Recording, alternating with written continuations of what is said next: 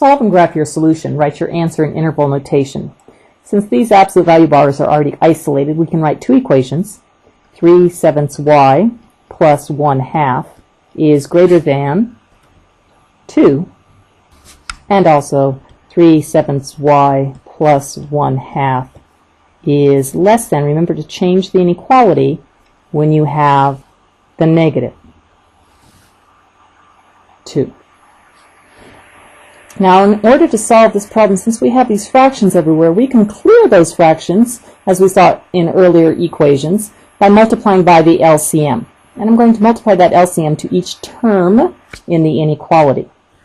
This is generally why I want you to clear parentheses first, so you can see each term and write this factor that you're multiplying by next to each term. That way it will be easier to do the reducing and not make mistakes. Oh, that brings us up to reducing. So 7 goes into 14 2 times. 2 goes into 14 7 times. No reducing here because there's no denominator. 7 goes into 14 2 times. 2 goes into 14 7 times. And again, no reducing because there's no denominator. Cleaning this up, we see that we have 6y plus 7 is greater than 28. And also 6y plus 7 is less than negative 28. So now we're going to solve these two inequalities for y.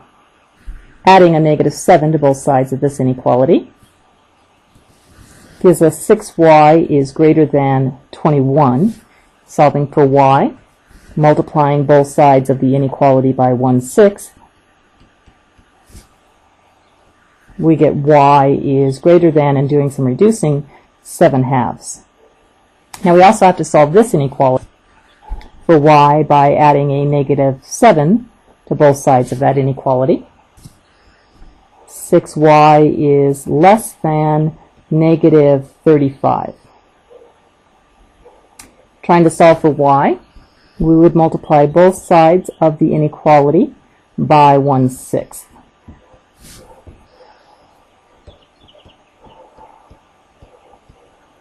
Again, reducing, we get y is less than a negative, and actually there is no reducing.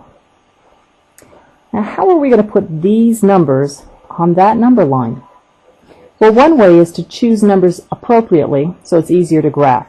Let's put 0 somewhere here in the middle.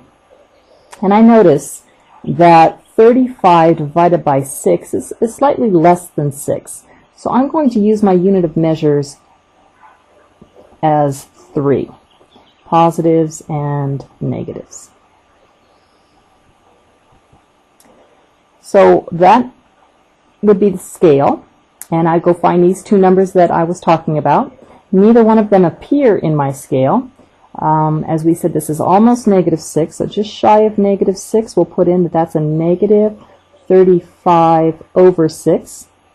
And on this side, just past 3, is 7/2. There's open circles because this inequality was strictly greater than, which is an or statement, so the graph will be going out in both directions. Now let's test that and make sure that we're correct. Let's not go around assuming what we know in math. We can do some testing. We're going to test in that original equation, 3 over 7 times whatever we're going to test, add 1/2, and see if that is greater than 2. So what number would you like to test? Well, let's test 7. 7 is over on this side. So we would have 7 as our testing number, and we can just put that in here and clean this up. Gives us the absolute value of 3 plus 1/2, which is 3.5. The absolute value of that is greater than 2. Yes, that checks, and that's why we've shaded in that area. Let's test another number. 0 is my favorite number to test, and I test 0 in the original equation.